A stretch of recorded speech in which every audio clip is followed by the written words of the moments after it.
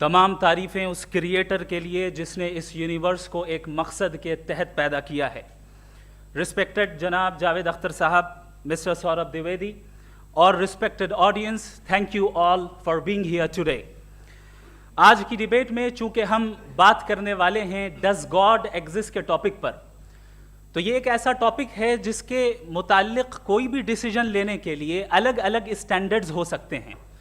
لہٰذا ڈیبیٹ کے شروع میں یہ ضروری ہے کہ ہم یہ جان لیں کہ آج کے اس ٹاپک میں کون سا اسٹینڈرڈ صحیح ہوگا اور کون سا غلط ہوگا. سب سے پہلا اسٹینڈرڈ جسے میں سمجھتا ہوں کہ ہمارے رسپیکٹڈ جناب جاوید اختر صاحب بڑی تیزی کے ساتھ اس کی طرف لپکیں گے, وہ ہے سائنس.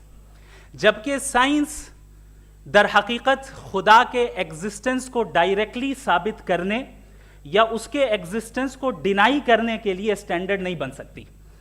اور اس کی وجہ کیا ہے یہ میں نہیں کہہ رہا, یہ وہ لوگ کہہ رہے ہیں جو سائنس کے ایکسپرٹس ہیں. نیشنل اکیڈمی آف سائنس کہتی ہے science doesn't have the processes to prove اور disprove the existence of God. Why? کیونکہ سائنس کا تعلق ایمپیریکل ایویڈنس سے ہے, اور ایمپیریکل ایویڈنسز کا تعلق ہمارے نیچرل اور فزیکل ورلڈ سے ہے, جبکہ گاڈ نان فزیکل اور سپر نیچرل ریالٹی ہے. لہٰذا نان فزیکل ریالٹی کو آپ اس ٹول کے ساتھ نہیں چیک کر سکتے جس کا کام فزیکل ریالٹی کو تلاش کرنا ہے. لہٰذا آج اس ڈیبیٹ میں گاڈ کی ایگزسٹنس کو ثابت کرنے یا اسے ڈینائی کرنے میں سائنٹیفک ایویڈنس کو ایکسیپٹ نہیں کیا جائے گا. دوسرا اسٹینڈرڈ ہو سکتا ہے ریویلیشن, کہ ریویلیشن کے ذریعے ہم یہ ثابت کریں کہ گاڈ ایگزسٹ کرتا ہے یا نہیں. لیکن یہ اسٹینڈرڈ بھی آج ارریلیونٹ ہے. کیوں؟ کیونکہ ریویلیشن میرے نزدیک سورس آف نالج ہے, ویلڈ سورس آف نالج ہے, لیکن ہمارے جاوید اختر صاحب کے نزدیک یہ ویلڈ سورس آف نالج نہیں ہے. لہٰذا آج کی ڈیبیٹ میں میں ایک بھی ایویڈنس کسی بھی مذہبی اسکرپچر سے نہیں دوں گا تاکہ جاوید اختر صاحب کے لیے وہ ان ایکسیپٹیبل نہ ہو. تیسرا جو معیار ہو سکتا ہے وہ ہے آبزرویشن, کہ بھائی کوئی کہے کہ ہمیں خدا دکھاؤ, اگر ہے تو دکھاؤ, یا یہ کہ خدا کے ایگزسٹنس پر ایمپیریکل ایویڈنس دو. تو یہ ہے در حقیقت غلط ٹول کا استعمال کرنا. یہ ایسا ہی ہے کہ جاوید صاحب مجھ سے یہ مطالبہ کریں کہ مفتی صاحب آپ میٹل ڈیٹیکٹر کے ذریعے پلاسٹک ڈیٹیکٹ کر کے دکھائیں. اب چونکہ پلاسٹک ڈیٹیکٹ نہیں ہو پا رہی ہے لہٰذا plastic does not exist. No, you are using the wrong tool. اس ٹول سے پلاسٹک کو ڈیٹیکٹ نہیں کیا جاتا. لہٰذا میں سمجھتا ہوں کہ گاڈ کے ایگزسٹنس پر ایمپیریکل ایویڈنس کا مطالبہ کرنا ایک بچکانہ مطالبہ ہے, اور ہمارے رسپیکٹڈ جناب جاوید اختر صاحب اس اسٹیج سے اب بہت آگے نکل چکے ہیں.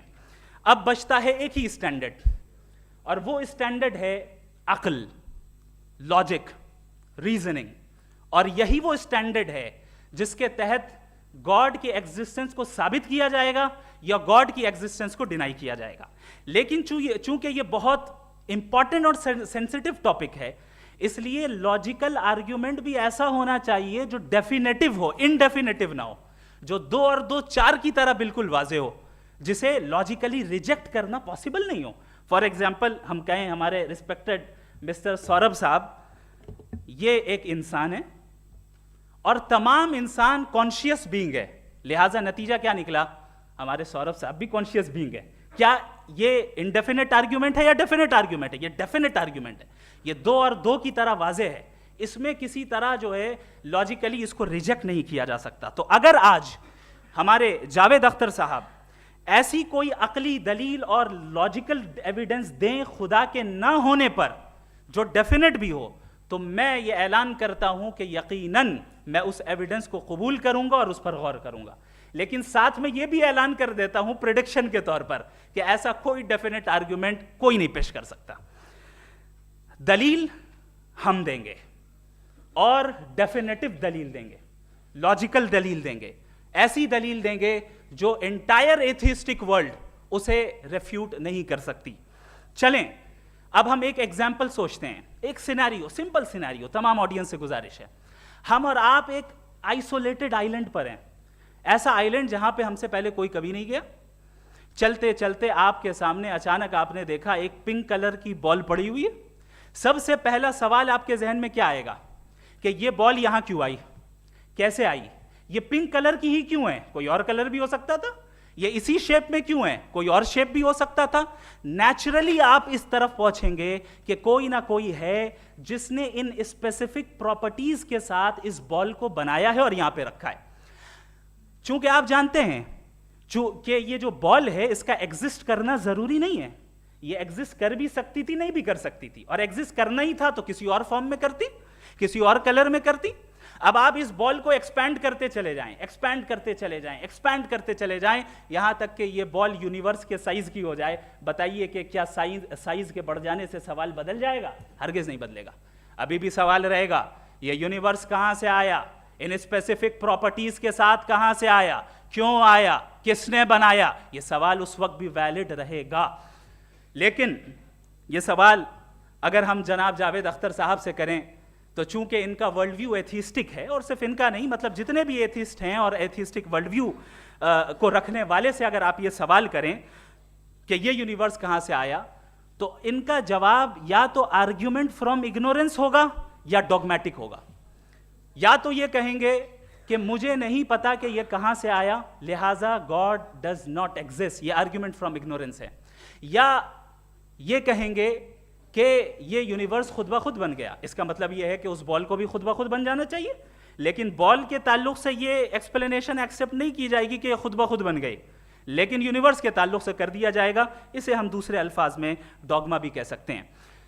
दूसरी चीज, हमारे जावेद अख्तर साहब जरूर गॉड ऑफ गैप्स की मिसाल भी जरूर देंगे, और मिसाल देंगे कि पहले ज़माने में बिजलियां कड़कती थी तो लोगों ने किसी एक खुदा की तरफ, और बारिश होती थी तो दूसरे खुदा की तरफ मंसूब कर दिया, उनके पास दलील नहीं थी। यह हमारा वर्ल्ड व्यू है ही नहीं, यह हमारा वर्ल्ड व्यू है ही नहीं, क्योंकि नेचुरल फिनोमेना के प्रोसेस की इंटरप्रिटेशन को जान लेने से यह कहां से साबित हो गया कि गॉड एग्जिस्ट नहीं करता है। इस पर मैं इंशाअल्लाह अभी आगे बात करूंगा। आप हजरात ये भी देखेंगे, और मैं ये एक्सपेक्ट करता हूं कि हमारे रिस्पेक्टेड जनाब जावेद अख्तर साहब ज़रूर इमोशनल आर्ग्यूमेंट्स भी देंगे, जो कि एक लॉजिकल फेलेसी है जब बात आती है ट्रुथ को डिसाइड करने में। क्यों? मिसाल के तौर पर वो कहेंगे कि अगर गॉड है तो ईविल क्यों एग्जिस्ट करता है, जबकि मैं कहता हूं ईविल का एग्जिस्ट करना गॉड के एग्जिस्ट करने की दलील है, उसके खिलाफ नहीं है। चूंकि अगर गॉड है तो हम सब उसके सामने अकाउंटेबल हैं, और अगर हम अकाउंटेबल हैं तो अकाउंटेबिलिटी के लिए ईविल का मौजूद होना जरूरी है, उसके बगैर हम अकाउंटेबल नहीं हो सकते। और अगर हम अकाउंटेबल नहीं हैं तो हम जनाब जावेद अख्तर साहब से पूछेंगे कि आप बताएं कि फिर सफरिंग इस दुनिया में क्यों है?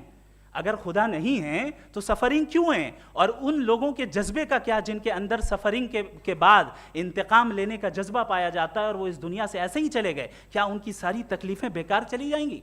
अब आ जाएं उसी एग्जाम्पल की तरफ कि बॉल, मुझसे अगर कोई पूछे इस बॉल को किसने बनाया और या इस एक्सपेंडेड बॉल को किसने बनाया, मैं कहूंगा कि चूंकि ये यूनिवर्स और इस यूनिवर्स की तमाम चीज़ें कॉन्टिंजेंट हैं। कॉन्टिंजेंट होने का मतलब ये होता है कि जो अपने एग्जिस्टेंस पे किसी के ऊपर डिपेंड करती हो, तो जाहिर है ये यूनिवर्स कॉन्टिंजेंट है। और अगर कोई चीज़ कॉन्टिंजेंट नहीं है तो मैं रिक्वेस्ट करूंगा कि मुझे दिखा दें कि कौन सी चीज़ यूनिवर्स में कॉन्टिंजेंट नहीं है, हम भी ज़रा गौर कर लें और हम भी देख लें।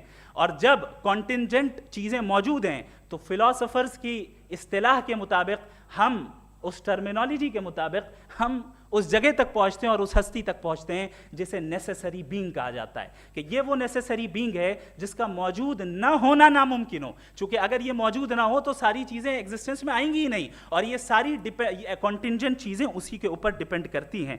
अब अगर आप ये सवाल करते हैं कि फिर उस हस्ती को किसने बनाया, फिर उसका कॉज क्या है, फिर उसका कॉज क्या है, फिर उसका कॉज क्या है, और एंडलेसली चले जाएं, इसे हम कहते हैं इन्फिनिट रीग्रेस ऑफ कॉजेज, जो कि लॉजिकल फेलेसी है। कॉन्सेप्चुअली इन्फिनिटी पॉसिबल है। मिसाल के तौर पे न्यूमेरिकल्स 1 2 3 गिनते चले जाएं, इन्फिनिट नंबर्स हैं। मैं कॉन्सेप्चुअली बात नहीं कर रहा, प्रैक्टिकली रियलिटी में साबित करके दिखाएं कि infinite regress of causes possible हैं या नहीं। अगर पॉसिबल हैं तो हम मान लेंगे, मिसाल दे दें, और पॉसिबल नहीं है तो एक ही ऑप्शन बचता है जिसे हम कहते हैं नेसेसरी बीइंग। ऐसी नेसेसरी बीइंग जो इंडिपेंडेंट है, क्योंकि अगर वो डिपेंडेंट हुई तो वो नेसेसरी नहीं रहेगी। ऐसी इंडिपेंडेंट बीइंग जो इटर्नल है, अगर वो इटर्नल नहीं होगी, उसकी बिगिनिंग होगी तो वो खुद कॉन्टिंजेंट है। ऐसी ایسی بینگ جو پاورفل ہے کیونکہ کنٹینجنٹ کو ایکچوالائز کرنے کے لیے پاور چاہیے, ایسی بینگ جو انٹیلیجنٹ ہے اور نالجبل ہے کیونکہ یہ یونیورس اسپیسیفک فارم اور اسپیسیفک لاز آف نیچر کے تحت پریسائزلی چل رہا ہے. Thank you. تھینک یو مفتی صاحب. میں ان دلیلوں کے بعد جاوید اختر صاحب سے گزارش